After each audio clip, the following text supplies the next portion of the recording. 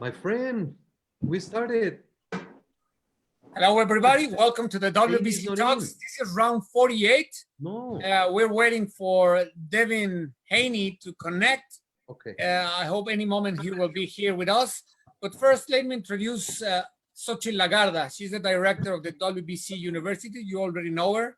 And she has a great message for you. Hi, Victor. Hi, Mauricio. Hi, Jill. Well, it's Friday again. The week really flew by. And I want to close the message today asking a question. Okay, maybe it's a question that we asked before. And the question is, what person, what citizen, what kind of athlete do you want to be considered after confinement? Okay, I think the answer is that we all want to become or to be better human beings after this experience. People that finally understood that we are all one, that we all share the same reality. It doesn't matter where we are. And definitely, and in a definite way, this is a new experience for everybody. We have spoken in these WBC talks that we have the option to decide what we want to do or do during confinement and who do we want to become. We can decide to be complaining all day, or we can turn the actual moment, the actual situation in an opportunity, okay? I believe that our attitude must be of a winner, of people who really wants to take the chance of confinement of the COVID, to be a champion in life, to change some of the ways that they weren't the best for ourselves, for our family before. So today it's a time of opportunity. It's a time to be proactive, facing adversity, okay? And we need to assume to be different, How can we be different? Okay, by being flexible, by adapting to the current situation, to get to know better ourselves, to connect with our emotions, to take advantage of the time that we have right now to connect with us, with our mind, with our heart, okay? By trying to don't be over-informed. There are many news that are not good for us. So it's also our responsibility to don't take everything as real, everything that we find in the news or at the web, whatever. It's a responsibility we need to take, okay? To have daily routines that are going to help us to achieve our goals. Before, a medium-term goal was maybe thinking about a month, 2 months. Today, a goal is day by day, okay? Today, a goal is day by day. A medium goal is by a week, because we don't know what's going to happen in a month. So deal with only those things that you can control. What are those things that you can control? What happened at your home? What happened at your family? You cannot control what's happening in politics or in economy life, but we can control our daily life with our family, at home, at our office, okay? So I just want to close this small talk and this small reflection today with the same question. Who do you want to be after the COVID experience, okay? And the invitation is to become a better human being, a better family person, a better athlete, a better world citizen, okay? I finish with this reflection. Thank you, Victor, Mauricio, and Jill. Thank you very much. Thank you, 𝗧𝗔𝗟𝗡𝗗. And now let me introduce Mauricio Suleiman, president of the World Boxing Council. Mauricio, how are you? Fine, thank you. It's a very special Friday for me. Today, I was supposed to be with my family in Tabor Academy in Massachusetts for my son's high school graduation. Instead, we had an unprecedented, never before done graduation by technology, by video conference. And it was very, very emotional. My son graduated with honors, and he was awarded the Head of School Award. And just to see the reaction of my wife, my son's proud moment. And even though it was not done possible in presence, in person, everybody was hooked on the screen. The messages started flowing. The kids were playing instruments, each one from their home. It was just a beautiful, different celebration. But that just simply puts in perspective what we're living today. The prohibitions of moments that are happening, but at the same time, the gratitude that we must have for being able to live these moments. We cannot be simply stuck in the negative and in the feeling sorry for yourself. There are millions of people who are suffering of greater matters. And I'm just so proud of my son, Jose. It's a very special day.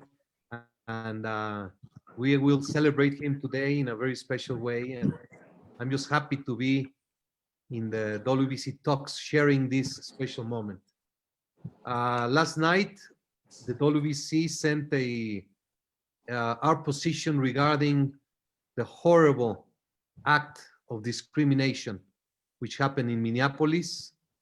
The WBC stands tall, stands strong against any act of discrimination, any act of violence, any act that goes against human equality. And this is something that is highly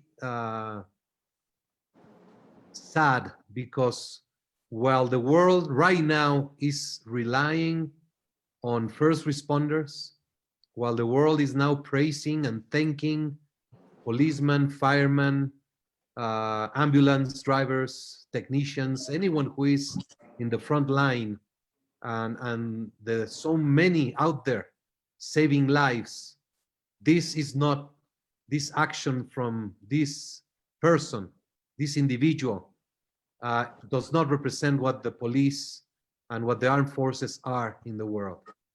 The world of the WBC, the WBC family, stands and sends our condolences to the family, to the friends, and to the community, and to the society at large of the world, because we don't need to see these kind of actions that overshadows the so many beautiful moments that policemen and responders have given us.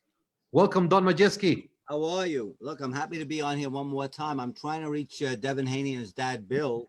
I don't know why they haven't responded. I left messages for them, so hopefully they'll join us momentarily.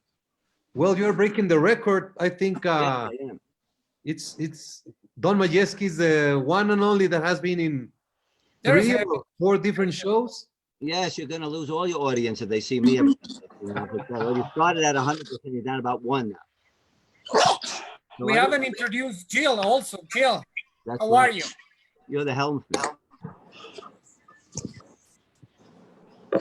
Your Your microphone microphone is is off. up, Jill. Before Victor, before Jill comes on, and before I leave, There they are. just Here's want to Devin now. Hey, Devin, congratulate how are you? I'm good. How are you guys doing? Good. Sorry we started a little early. Mauricio is here now, I think. Hello, Devin. Welcome to the WBC Talks. Hey, Mauricio, how are you doing? Thank you guys for having me. Thank you so much. Let me introduce to you 𝗧𝗔𝗟𝗞𝗦. She has been the driving force of WBC Talks. And every single day, she gives a very special message to all of us. So please, 𝗧𝗔𝗟𝗞𝗦, go ahead. yes. Well, I'm sorry that I interrupt you, but you know, education is very important for us. for everything what we do here at the WBC University. I just wanted to congratulate your son, okay, to congratulate you, because it's very, very important that young people keep to studying, okay? We need the future leaders to don't leave school, to be preparing, because they're going to have very, very big fights in the future, okay? We need them to be prepared. Your son has a great example on yourself with your father. I always remember that phrase with Mandela of your father that we have been sharing in these talks, and is the one that says education is the most powerful weapon that can change the world. We need to be educated right now in every way. And please congratulate also your wife, Mauricio, because mothers are the pillar, okay? The task of mothers are very important right now to make sure our children do their chores, do their part, and congratulate for you and all your family and your son. And I'm sorry to interrupt. Thank you very much, 𝗧𝗟𝗡𝗗. Yes. Very good. So Devin, I don't know if you're familiar with the WBC talks. We are going in round 48, Victor? Round 48. That means it's 48 days, 48 programs in Spanish, 48 in English. And today is Devin Haney, one-on-one with Don Majeski, with Jill Diamond, Victor, 𝗧𝗟𝗡𝗗, and myself. We're very happy to see you, Devin. You are the WBC lightweight champion. I am very proud of you. And you are a young man that has great dreams and that has a bright future. So welcome to the show, Devin. Yes, sir. Thank you guys for having me. I'm very excited to be on the show and to be here talking with you guys. So I look forward to it. Let's get to it. It's going to be fun. Don Majeski, what do you have to say? I think it's a privilege. I've been working with Devin Haney and his father, Bill. You know, I first met him through Billy Giles, a great trainer who handled Hector Camacho and 𝗥𝗢𝗨𝗡𝗗, and he said, this is the best young boxer I've ever seen in my life. Billy's been around 50 years like I have. And every great fighter. He grew up in Harlem and watched Ray Robinson train when he was a young boy and all the great fighters that came out of that area of New York. And he was so high on Devin. And the first time, I guess, Devin, I saw you box, they do in Brona. It was just sparring, and he manhandled him in the gym in Brooklyn. I remember there was such a crowd there. It was like going to a championship fight. So you knew he was something very special. But he's also very special as a human being, as a young man with wonderful potential to be a great star for us in boxing and, of course, for the WBC. I remember, yes, go ahead, Jill. To add to that, because for such a young man, he has such a pronounced sense of compassion and heart. I mean, this is a young man who gives away food, cash, sleeping bags, tents to people that need it. I mean, I don't know where you develop so young, such a giving nature.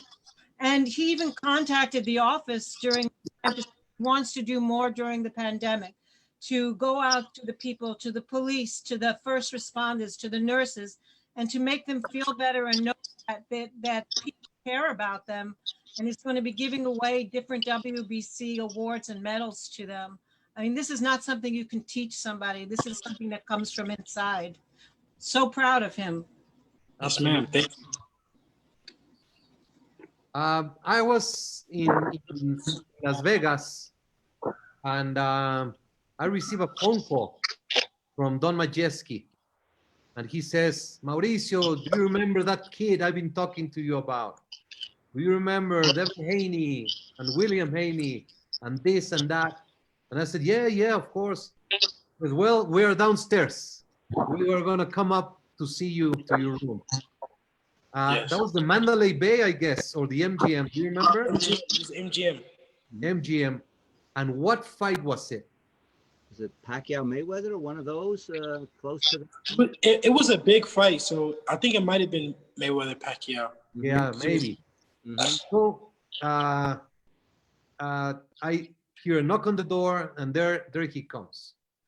That bright smile, that humble, great demeanor, And I remember that day perfectly. It was a very special moment to meet you, to listen to your dreams. And from that day, you had not even turned pro. You were a amateur fighter. Yes, And yes. from that day on, a bond, special bond was created, and the WBC family opened that. Look at that. Tyson. Wow. Can you see the pictures, Devin? Is that Yes. the bracelet there, Mauricio, that Devin had that you've made for Mayweather and himself? The only two have it, I think, in the whole world. Yes, I still have it. Yes. No, but that is not the bracelet. It's a different one. Oh, no, that's not it. That's not it.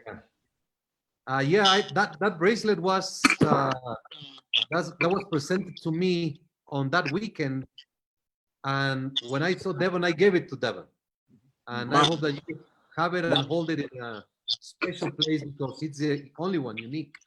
My mom knows how much that bracelet means to me, and she wears it when she needs good luck. She thinks that that's like her good luck bracelet. So whenever she needs like some luck, she wears the bracelet. That's great. So what have you been doing, Devin, in these moments? I'm training. Of course, I'm staying safe and staying around as less people as possible. But as the world has saw, me and Floyd Mayweather, we have been doing training.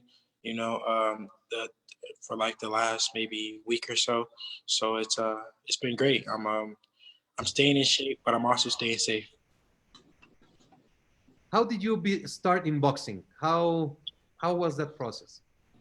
When I was young, I was about 7 years old, and I was having trouble in school. I was fighting a lot. I was having problems, and one day I got into a fight at school, and my dad said, "You know what? I'm gonna take you to the boxing gym, and you're gonna get beat up. And every time that you keep fighting in school, I'm gonna keep bringing you to the gym, keep bringing you to the gym." And long story short, I basically I started doing better in school, and I also like to go to the gym and train, and I just basically stuck with it from that point on. So boxing shaped your character and funneled your anxiety and your aggression towards the gym and not to the school. Yes. It saved me a lot of trouble. I just feel like I could, release anything that I felt in the gym, and it was actually fun. I looked forward to going to the gym. I wanted to. I couldn't wait to get out of school so I could go train and go work out. So I knew that if I did good in school, then I would just go. Then I would be able to go to the gym. So. Anyone in your family is a boxing ever boxed? Not that I know of. Maybe some people, generations and generations ago that I don't know of. But as far as I know, it's only me. So it was your father who had the wisdom of finding boxing to save your life and your future. Yeah. It worked out well. And do you have one hero of the sport, a boxer that you look up to? Of course, Muhammad Ali, just because of everything that he stood for, and, his name will be forever remembered. And, in the ring, he was such a great fighter, but outside of the ring, he was a great person, and he stood for the people. And that's what I would like to be, one day. I want my name to be remembered, not only in the ring, but outside of the ring. And those early days when you were going to the gym, 7, 8 years old, who did you have as an example? Who did you want to be like as a boxer? When I was young, I really didn't watch that much boxing. I was playing football at the time, and I was doing boxing, so I really didn't have much time to watch boxing at that time. But the first famous boxer that I really knew and looked up to was Mayweather, because he lived in Las Vegas and I lived in Las Vegas, and that's how that was the only one that I know. And the first fight that I watched was Floyd versus De La Hoya. Oh. Wow, that was a great fight. Devin, did you start so as an amateur, you started in Las Vegas? I know you're from Oakland originally, correct? So were you boxing out of Vegas when you started your amateur career, or out of Oakland? I started in Vegas. Oh, okay. Okay. So you're there from the inception. Okay. Well, that's a great place to get inspiration. So every great fighter comes through there. So you can, pick up tips just watching them. Yes. That fight, Floyd was the WBC welterweight champion, and De La Hoya was WBC super welterweight champion. It was a fight for the ages. It was a very close, very entertaining, very difficult fight. And it's crazy it's just crazy how the world works. Is that first fight I ever watched was a WBC fight. My first belt that I ever won was a WBC belt. Floyd is working with me now, and it's just crazy how the universe works. So what is your relationship with Floyd? How do you go to the gym? He is training you. Yeah. How do you feel? What I mean, that has to be mind blowing to. Yeah, it's definitely crazy. It's still unbelievable to me, because I never thought that Floyd would be a coach, in the first place. So I never pictured him to be training me or training anyone. So the fact that he is working with me and showing me things and giving me tips, it's stuff that you can't pay for. He is the Michael Jordan of my era. So it's like a basketball player, being able to work with Michael Jordan, it's the same thing. So, I'm very grateful for it. I'm very blessed, and I'm picking up everything, that he's teaching me. Are those your boxing gloves, the ones that you have, or do you just take them from the gym? Say it one more time. These winning, the boxing gloves that. Yes, those were some of my older gloves. What's your favorite glove? Which one you feel comfortable? The gloves that I feel comfortable in fights are Grant. I like Grant a lot. I tried a few different brands, but Grant feels the most comfortable to me. He's a very handmade process. Yes. Grant has a very unique production process, which goes specifically to the fight. I'm very happy that you are in good standing with Grant. Yes. And you play video games? Yeah, I play. That's what I left out. During quarantine, I've been, playing a lot of video games. It just passes time for me. It helps me relax. Especially after I work out, I like to go play games and stuff like that. What do you play? I can't lie. I'd be up early in the morning playing games. I will stay up all night playing games. I like to play like Call of Duty. Really, that's pretty much the only game that I'm playing right now is Call of Duty, NBA 2K. NBA 2K. How would you feel about a boxing game? I would love that. I feel like it's just that's like every sport has a game. Soccer, FIFA, basketball, football, but boxing hasn't came out with a game in so long. I think it would do crazy numbers. I think everyone will be playing it. Well, we're gonna go very strongly in trying to make a boxing game, and I want you to be part of it. Yes, please. That most definitely. I would love to. I would be honored. Do you watch TV series? What do you watch?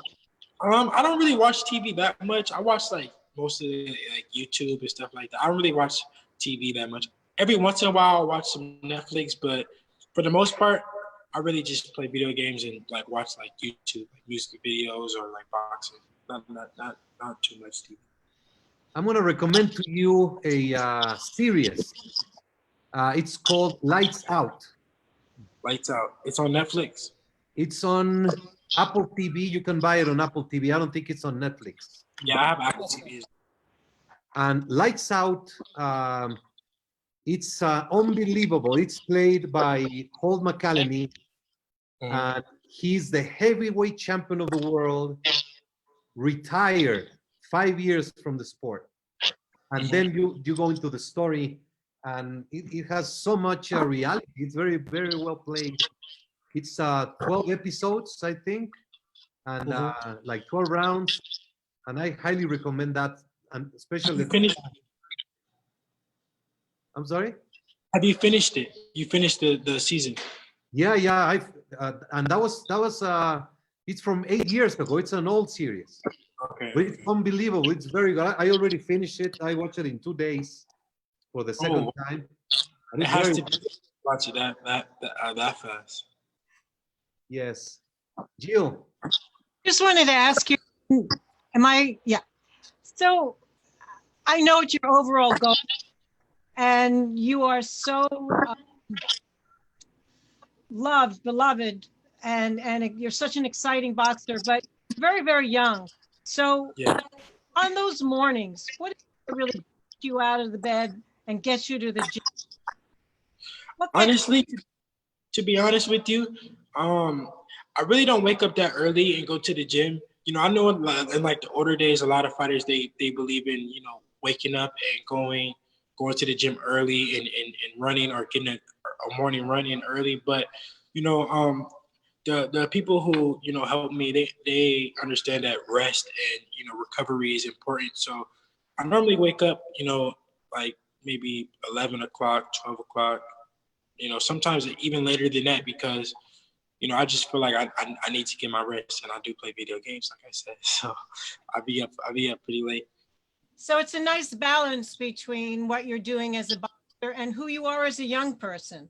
You found that balance, and that's helpful. And yeah, exactly. I feel like, you know, that is important, you know, because I'm still young, you know, I'm still, you know, I'm still growing into, you know, a man, and I just feel like it's good to have that balance, because I'm human. Anyone can get tired of it. If you do something too much, you'll get tired of it, no matter who you are. So, you know, my team understands that, and they give me, you know, time to be me. And as you grow in popularity, do you find that your circle of friends change, or that you finding now that more people are attracted to you that may not be really out the best interest? How do you deal with that? Yeah, I pretty much have the same group of friends. They've been with me for a while. I've been friends with them for a while.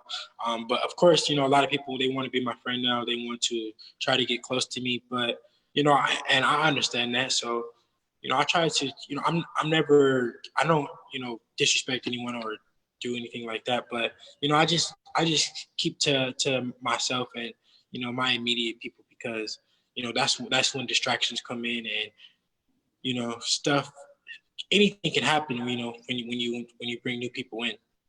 True. And I you guess you have your friends from childhood. Yeah, like my best friend, his name is Devin, and he's a guy who I came through the amateur ranks with.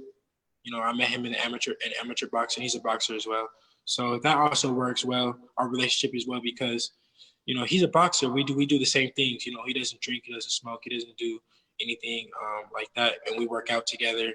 You know, we run, we do everything together. So that works. I want to hear about the first time when you won the youth belt. What was that like? Say it one more time. The youth belt. Oh, the youth belt. I won that fight. It meant everything to me because it was my first belt, and it was WBC belt, of course. So that is the most prestigious title to me, the most prestigious, well, to the world, obviously. So that belt meant everything, and I remember that fight. I trained for it like I was fighting for all the belts. I trained for it like no other. I was so prepared, and I won. Yeah, I mean, you have a great amateur career, but this must have been like the cherry on the cake. It's nothing like the pros. It's nothing like, you know, winning a belt in the pros and, you know, knowing that you're going to be ranked and that, you know, you accomplish something in the pros. You know, of course, you know, a win is something, but when you win a belt, it meant everything to me. And I know that you're like close to your dad, like Mauricio is close to his dad. That I'm assuming he's like your personal hero. Does it ever get too close? Do you ever kind of need like, come on, dad, some space, or is it always like fabulous? You know, actually, you know, I love that my dad, you know, he knows when to give me space. You know, he knows when, you know, I need it, and, you know, he doesn't nag me too much or anything like that. Of course, you know, he's still going to be my dad, you know, so he's going to tell me when I'm right and when I'm wrong. But, you know, he for the most part, we don't ever go across that path where I'm like, all right, Dad, that's enough. Like, give me space. You know, for the most part, you know, he knows the balance. It's great. Where is he how- hiding out on this interview, Devin? We usually see him. Is he in the room? Is he out? No, he's at his house. I'm at my house right All right, so you're there on your own. Terrific. And how do you like social media? I mean, social media is good. You know, I would love to see like the fighters, the throwback fighters, if they had social media, like what they would be doing and how big they would be. But you know, it helps a lot. You know, with marketing and stuff like that. You know, it's the new thing. It's what everyone is doing, and it's how us young fighters are getting so popular. You know, even but fighters who don't have they're more popular than fighters who do have belts. You know, just off of social media. So it just shows you how much social media plays a role in you know. Which social media do you use? I use Instagram the most. Well, which one? Instagram. I use Instagram. Instagram. Yeah, I use Instagram. Are you in Twitter or not? Yeah, I use Twitter. I tweet here and there, but for the most part, Instagram is really my thing. How about TikTok? I actually just made a TikTok like a couple of days ago because my siblings, like they're young. One is 10 and one is, I want to say 4, and they watch TikTok all day. So they got me on it, and so I made a TikTok. But I keep hearing them laugh at these videos, keep laughing and laughing and laughing. What is that? I even have my dad on TikTok. TikTok is the best. Yeah, TikTok is definitely the new thing. So of all the countries that you've been traveling, which country stands out the most to you? I mean, you traveled a lot when you were an amateur.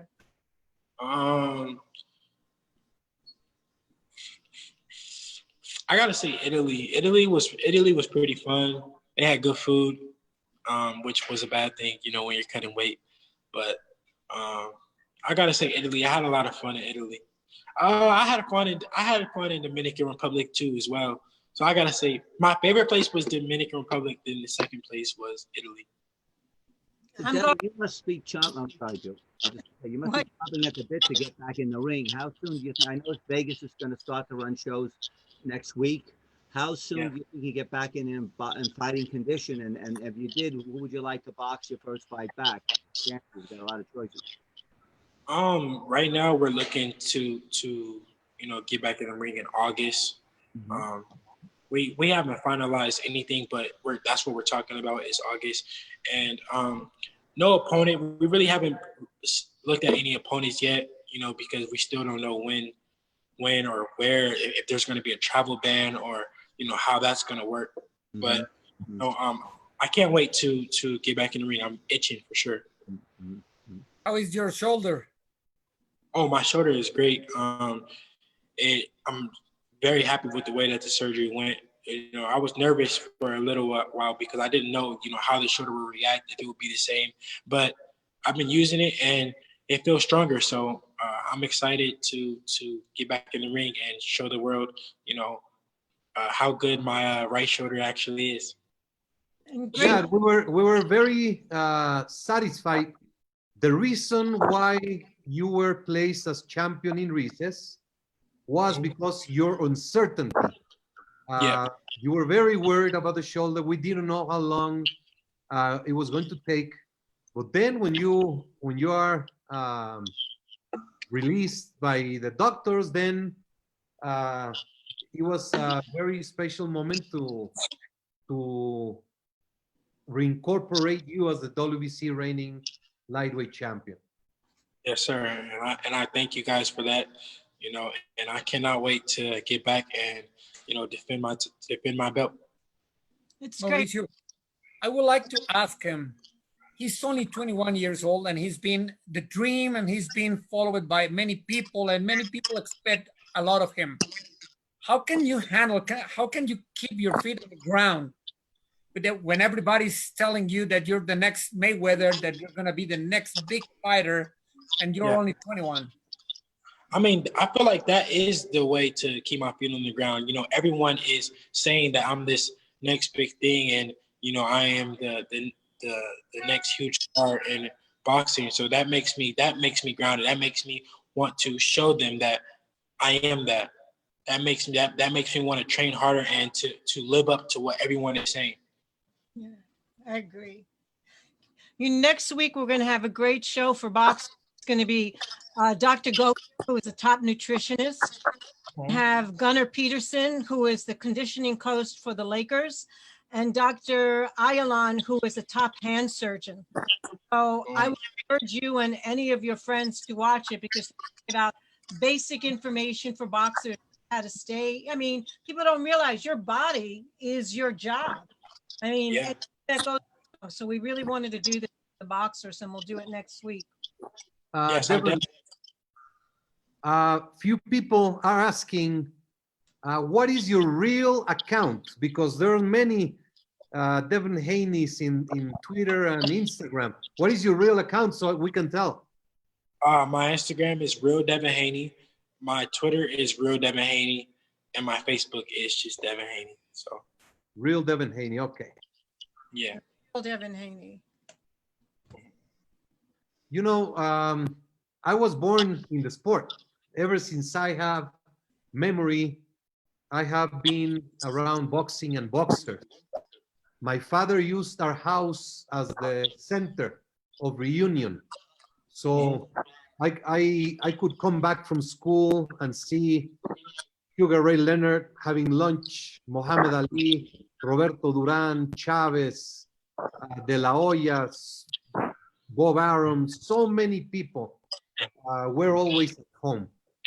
And through this, I have learned, I have seen so many careers, how they start and how they finish. And you are at a time where you can still listen to people who want the best for you. There's going to be a moment, if you continue having success, where the money, where the fame, and when the glory is going to put you in a bubble. I mean, I cannot really think of one person who has been able to be saved from that bubble, because it is really natural. You're young, when the money comes and the fame and so many distractions. At this time, all I can say to you, you only need one car. I suppose you tell him that now, Mauricio. Yeah. 5 cars too late, but anyway. How many cars do you have? You have 5 cars? I have a few cars, but you are definitely right. They are a waste of money. Look, money. As soon as you buy a car and you drive it out of the concession, value goes down. Value goes down. And then, so you only need one car, truthful, maybe 2. You can have one as your fun and then the other one that you use. Watches, how many watches can one expect to have? And that's one thing that I am learning right now. Even Floyd is teaching me that, learn from the mistakes that he's made, and he bought too much jewelry and he bought too many cars, and he's telling me he's telling me to buy property and buy assets, and that is what I'm learning right now. And sometimes you hear these things, but it takes for you to go through it to understand it and learn from it. And I went through it, and now I'm happy that I went through it early in my career when I'm making little money compared to what I am projected to make. So I'll tell you what happens. You get a bunch of millions of dollars, you buy a house with 60 rooms, and then so many people benefit around that person. Yes. Friends and family and girls and the guy that saved you in kindergarten and the uncle and the aunt. And then you have to pay for the maintenance and for the staff and for the food. Yeah. And then money stops coming in and you keep the same level of life until one day you wake up, that bubble bursts. Yeah. You look around and all those who were there in the fun times are gone. Yeah. And then you're back at zero. So I'm very happy to hear that you are through that process, and I want you to be a role model of what a WBC champion has to do out beyond the ring. You do it. I see you with your heart, your charity efforts. You are a truly example, but I don't ever want to see you 15 years, 20 years from now in a position where so many greats are right now. You know, a couple of anecdotes. There was a famous story with Charles Barkley on a television show with Evander Holyfield and some other athletes. And Holyfield was bragging, says, you know, I've got a big house in Georgia. My house is larger than Ted Turner's. And Barkley turned to him and said, well, you have a larger house than Ted Turner, but do you have more money than Ted Turner? Yeah. Evander Holyfield struggled at one point to pay the electric bill. So, you know, that can happen to you. The problem is it's easier to impress a girl with a Jaguar than it is by saying, I own 800 acres in Pahrump. Just not that same feeling there. You might have the whole town under your thumb, but that fast car gets it very quickly. So, you know, you got to watch it. Fame is a hard thing to deal with, especially when you're a prodigy and so much is expected of you, like a Wilfredo Benitez was, like a Tyson was, you know. It's a long time, I think, for Mike Tyson to mature. You know, now he's in a different place where he was 25, 30 years ago. But I think Devin has that, you know, inherent maturity. He's got Tyson never had a real father there. He had a father figure in Kamado, but he had a dad there where he is, you know, in the situation. And the exposure to, you know, to Floyd Mayweather, who really has been financially extremely successful with that situation. So I think he's grounded to understand, you know, that kind of a thing. I tell you one thing, I can relate to not getting up in the morning because everybody knows I'm a nocturnal person. And Jack Kearns, who managed Jack Dempsey, once had a line. He said, you know, boxing managers don't wake up in the morning, and that's why they hold fights at night.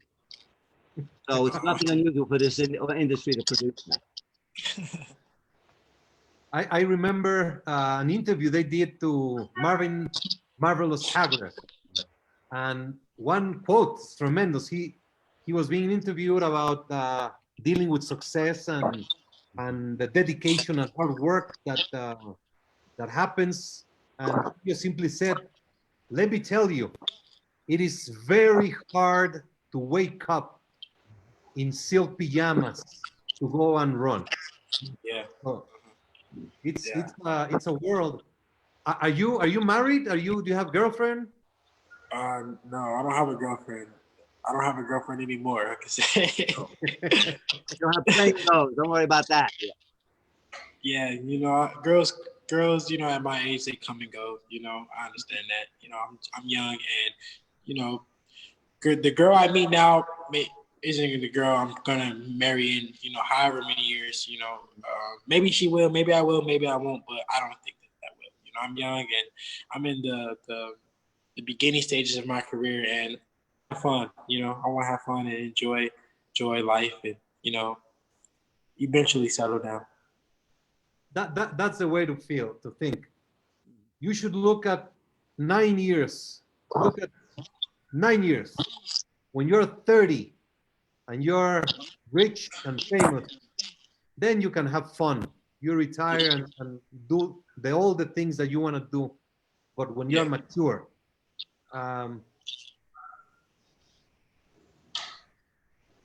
Devin, oh, I'm sorry. no, go ahead, Jill. I want to know. I mean, again, you're young, you're hip. Tell me about your ring outfit and your ring walk. I want to know what goes into it when you hit that arena, what you're wearing, how you're feeling, walking up into that ring. Take us. Yeah, I feel like, you know, what I wear in the ring is, you know, it enhances my fight. You know, it enhances my fight game. You know, I feel like, you know, I can do a whole training camp, a whole everything, but you know, if I don't feel right in what I'm wearing, I don't know. It's just I don't know. It's just something in my brain like that says that you're not gonna be as good. So I always make sure that, you know, my fight outfit is really nice. My gloves, everything matches. Everything is, up to par, because they say if you feel good, then you perform good, or you fight good, or, whatever. So that is very important. In my ring walk, I do it for the fans, whatever. I always come out with, a popular artist at the time, because it's just for the fans. When I'm walking to the ring, I'm really focused. I really really don't hear the music that much because I'm so focused on, going in the ring and performing. Uh-huh. Let me show you this picture, Jill and Devin. All right. You fought 10 times in Mexico. Yes. I started my career in Mexico because, I knew that that was the plan, was to start in Mexico. I was 17 years old. It was hard for me to get a boxing license in the U.S. So I decided to, go to Mexico and start my career off that way. And yeah. Did you also get a promoter's license? I got a promoter's license as well. In You see, California. Yeah. Say it again. is that something you see also in the future? I mean, steps after boxing, if you're even thinking that far? I mean, I see these things during boxing as well. I am my own promoter as well. I'm co-promoting with Eddie Hearn, so it's a 50-50 thing. I still have say in my career. Everything that Devin Haney does goes through Devin Haney Promotions and my team as well. So it's definitely important, and I'm setting up for after boxing. Smart. I have 𝗧𝗔𝗟𝗞𝗦 from ES News is asking, which would be your dream fight? Tank, Ryan, Teofimo, Loma. Which is your dream fight? My dream fight would be with Loma. I think that is a fight for my legacy. That is a fight that will define who Devin Haney really is, and how much skills and IQ I really have. And when I show the world, how I beat Loma. But all those fights are big fights for me. All the fights that Ellie named, but that is the dream fight for me. The lightweight division is shaping up like what the welterweight division was in the 80s with Benitez and Leonard and Hearn and Cuevas and Duran, these great fighters. You got Lomachenko, you have Devin, you have Teofimo, you have Tank, the fighter from Baltimore. I mean, there's so many outstanding fights that are going to emerge.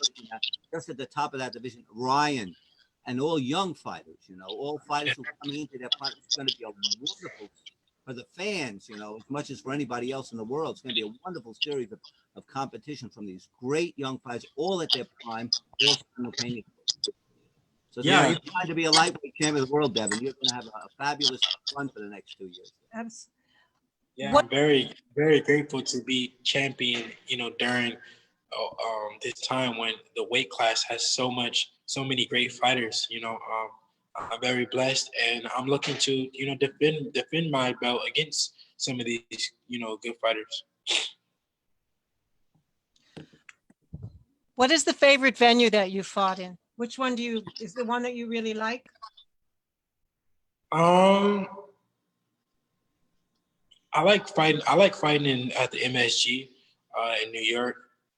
Just the energy in there was different. It was like something different than the previous ones and my last one as well. Just the energy of New York was big for me. Well, next year we're doing a celebration of the century, Ali and Frazier. That will be at the MSG. So I don't know if you'll fight in it, but you definitely got to come to it, because that's going to be amazing energy. Yeah, for sure. I'll definitely be there.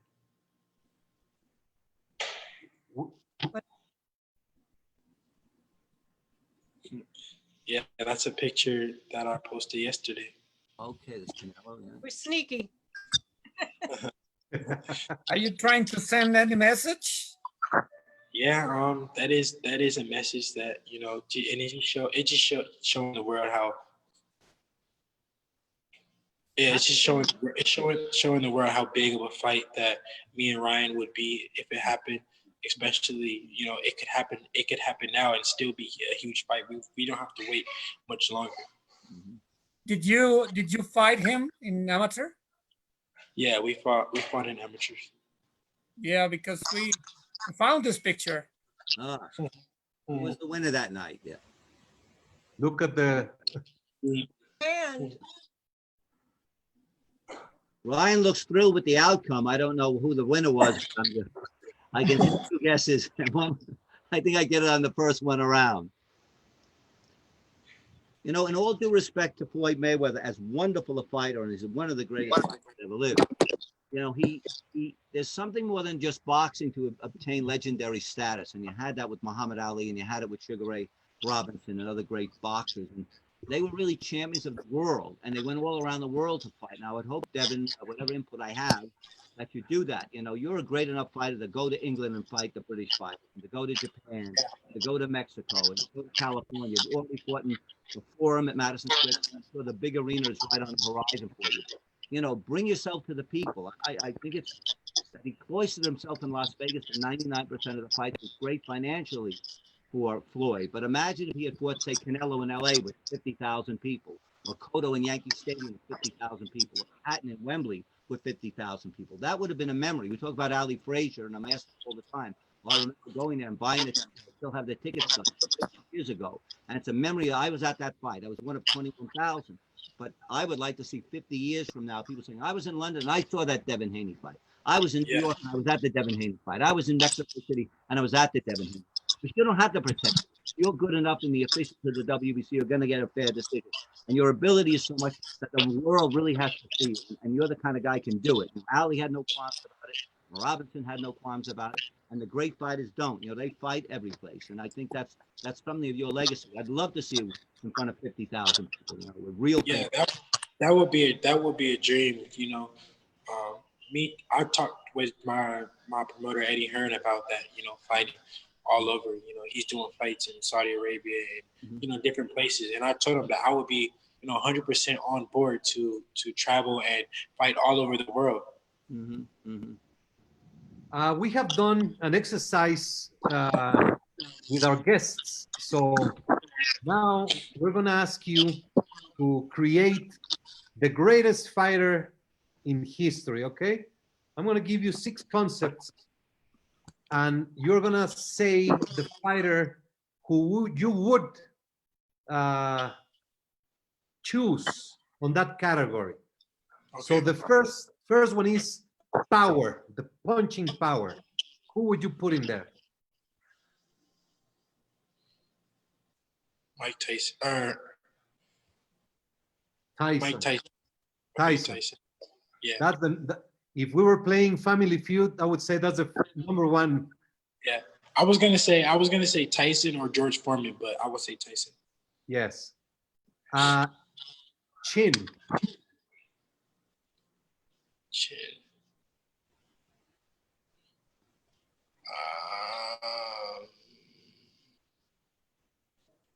I would say Canelo. Canelo. Yeah. That's a very good choice. Jab.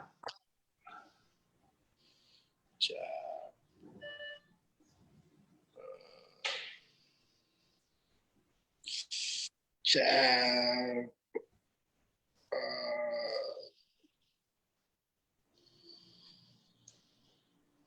This hard, jab. Larry Holmes. Family Feud number one. Boxing skills. Rick Generation. Skills. Sugar Ray Leonard. Leonard, very good. Hand speed.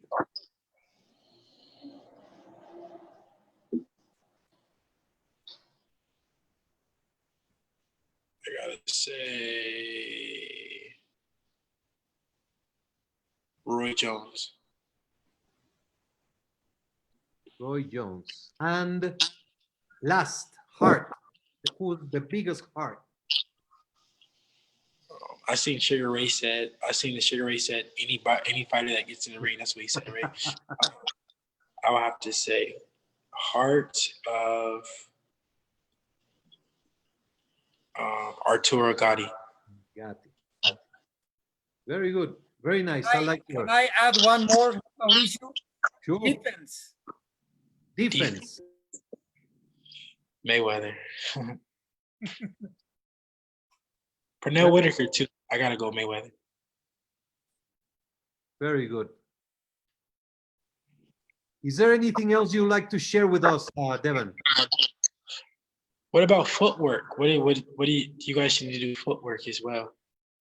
Yeah, footwork is basically skills, but Who's your choice for that category, Devin? yeah, who do you have in your mind for footwork? Footwork. You can pick yourself too, huh? I don't know. There's too many great fighters. I can't pick myself off that. I'll have to say footwork. Oh no, Sugar Ray. Yeah, same skills. Sugar Ray had crazy footwork. Yeah. I mean, there's many categories. Intelligence. Yeah. But it's been fun. We're gonna put out. We're having 50 WBC talks on Tuesday. And we started with a plan of doing 10 days. Only 10. Only 10. Wow.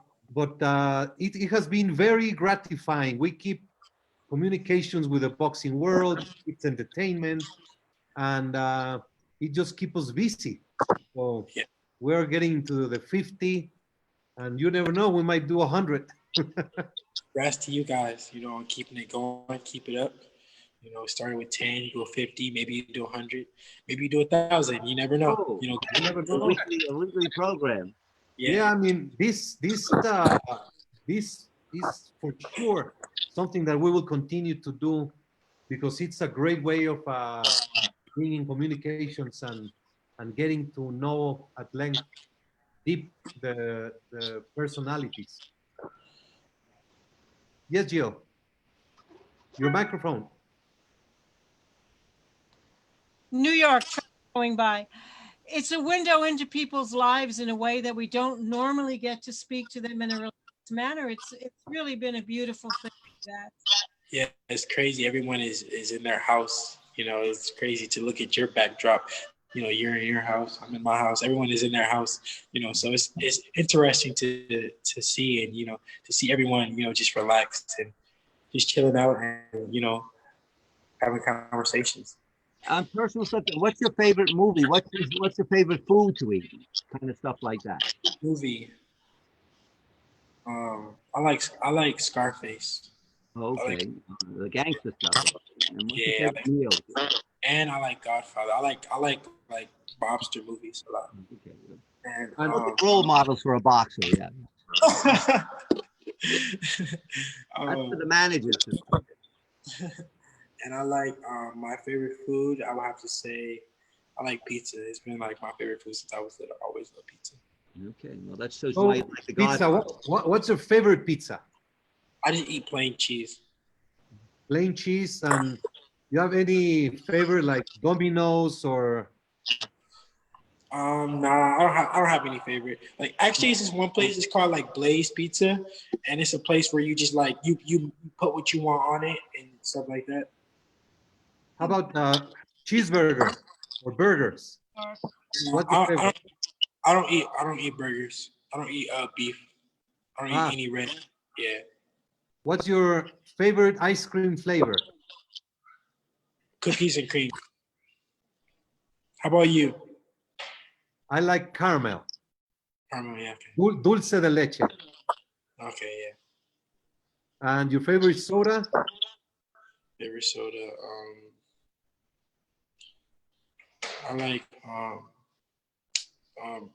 pineapple, like Fanta, pineapple Fanta. That's my favorite.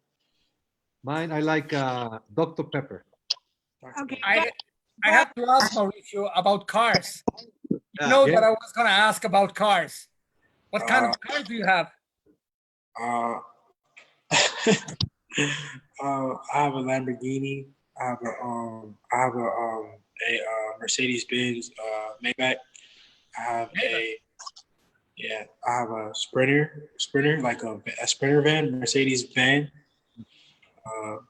And that's just all I'm gonna say. I'm not gonna say anything anymore. 'Cause, You do any biking, Devin, to keep in shape while you're driving around in these $300,000 cars? Yeah.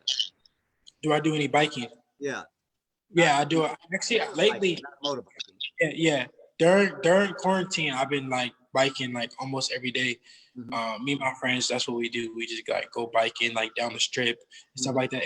It's crazy. It's like a trend. Everyone is doing it. Like you'll see like 100 people biking like all down the strip. So it's pretty fun, you know. That's what we've been doing a lot lately. Almost every night. Right, with a helmet. Biking with a Helmet and a mask and gloves. and a mask. You have to use Yes. this now. There you go. Yes, but no helmet, unfortunately.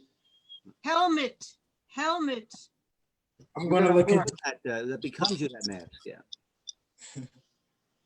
And any other questions for Devin?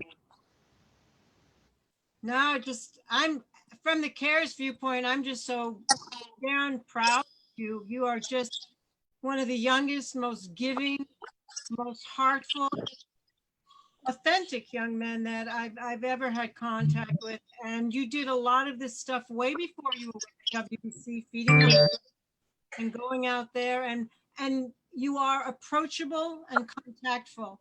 It's not like writing a check. You're here with people, doing things for them. And it's a blessing. And I thank you. And we all thank you for that. Thank you. Yeah, a lot of people think that I'm like a cocky person or arrogant person until they get to know me, or they meet me and they say, "Oh, I never expected you to be like this." And it's people see me on social media and see me doing these things marketing wise, but no one, if anyone talks to me, they understand that I'm very humble and I'm very down to earth. I will talk to anybody. Literally, I'll take an Uber and talk to my Uber driver like he was my best friend. I talk to anybody. I never, look down on anyone or, feel like I'm better than anyone. Mauricio, I met him in LA before his last fight. I called that fight, and Don introduced me with Devin, and he talked with everybody. He's nice with everybody.